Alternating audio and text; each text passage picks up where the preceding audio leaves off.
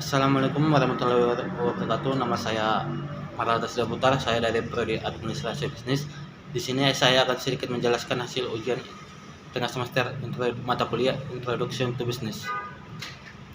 Pertanyaannya adalah, Anda berencana memulai sebuah usaha kaki lima kuliner yang berlokasi di depan kampus Politeknik LP3 Bandung bulan depan. Pertanyaannya, usaha kaki lima apa yang menurut Anda perspektif untuk dijalankan di lokasi tersebut?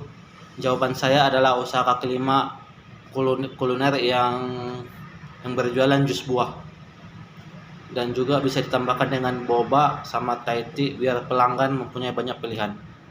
Pertanyaan keduanya, sebutkan minimal 3 alasan atas pilihan usaha kaki lima tersebut dan jelaskan masing-masing alasannya secara rinci. Membuat dan meracik jus buah tidak rumit, bahan dan peralatannya juga mudah, dan serta harganya terjangkau. Yang kedua, harga jus buah terbilang kompetitif dan dengan kelebihan sehat, bersih, dan berkhasiat. Penyajiannya yang cepat dan juga tidak perlu menunggu lama. Pertanyaan kedua, dalam menjalankan usaha tentunya harus memperhatikan para pemangku kepentingan atau stakeholder. Siapa saja pemangku kepentingan usaha yang akan Anda jalankan? Pemangku usaha kepentingan yang saya jalankan adalah 1. Pelanggan, 2. Karyawan apabila saya sudah mempunyai cabang, 3. Investor apabila saya kekurangan modal atau saya akan membuka cabang, dan selanjutnya adalah pemasok. Mengapa Anda memperhatikan para pemangku kepentingan? Jelaskan secara rinci untuk masing-masing para pemangku kepentingan. Jawaban saya, pelanggan. Pelanggan itu memiliki kepentingan dalam bisnis, sebab ada tidaknya pelanggan dipengaruhi oleh kualitas produk dan pelayanan. Karyawan.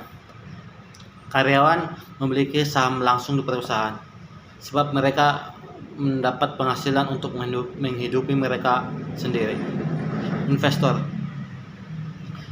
termasuk pemegang saham dan kreditur. Pemegang saham menginvestasikan modal dan bisnis dan berharap tingkat pengembaliannya yang lebih tinggi. Kreditur merupakan pemberi pinjaman yang mengharapkan pengembalian yang lebih tinggi berdasarkan bunga. Dan terakhir, pemasok. Pemasok biasanya menjual bahan baku atau bahan mentah untuk sebuah perusahaan lain. Artinya, keberlangsungan bisnis pemasok sangat bergantung pada kelancaran bisnis perusahaan yang menjadi mitranya. Pertanyaan ketiga, kondisi ekonomi dapat mempengaruhi nilai suatu bisnis atau usaha. Apa yang dimaksud dengan laju pertumbuhan ekonomi, suku bunga, dan inflasi? Laju pertumbuhan ekonomi merupakan suatu indikator ekonomi makro yang menggambarkan seberapa jauh keberhasilan pembangunan suatu daerah dalam periode waktu tertentu. Indikator ini dapat pula dipakai untuk menentukan arah kebijakan pembangunan yang akan datang. Suku bunga. Suku bunga adalah balas jasa yang diberikan bank kepada nasabah yang membeli atau menjual produknya. Inflasi. Inflasi adalah kenaikan harga barang dan jasa secara umum dan terus-menerus dalam jangka waktu tertentu. Bagaimana dampak laju pertumbuhan ekonomi naik atau turun terhadap usaha Anda? Jelaskan. Apabila laju pertumbuhan ekonomi naik, maka terciptanya lapangan pekerjaan yang dibutuhkan oleh masyarakat. Terciptanya lapangan pekerjaan akibat pertumbuhan ekonomi secara langsung bisa memperbaiki tingkat pendapatan masyarakat dan meningkatkan daya beli untuk membeli apapun yang dia mau. Apabila laju pertumbuhan ekonomi turun, daya beli akan kurang dan orang-orang akan berpikir untuk membeli sesuatu. Apakah kita harus dibeli atau enggak untuk membeli jus buah bukan sesuatu hal yang wajib.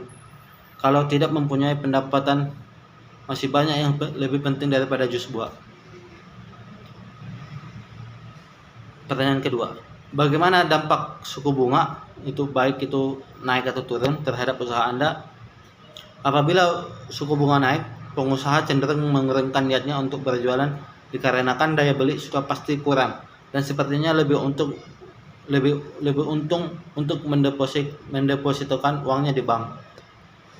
Sedangkan apabila suku bunga turun, orang-orang yang mempunyai duit akan membuka usaha daripada di bank, daripada menyimpan uang di bank karena depositonya yang kecil. Kalau pengusaha membuka usaha, maka akan mempunyai untung yang berkali lipat daripada mendepositokan uangnya di bank. Pertanyaan terakhir, bagaimana dampak inflasi naik atau turun terhadap usaha Anda? Dampak inflasi naik menyebabkan harga bahan-bahan akan semakin mahal dan kita terpaksa menaikkan harga produk. Sedangkan apabila inflasi sedang turun, maka akan membuat keuntungan usaha tidak maksimal dikarenakan uang yang beredar di masyarakat akan berkurang. Sekian dan terima kasih. Saya Marata Sidaputar. Inilah hasil jawaban tes saya, yaitu mata kuliah Introduction to Business.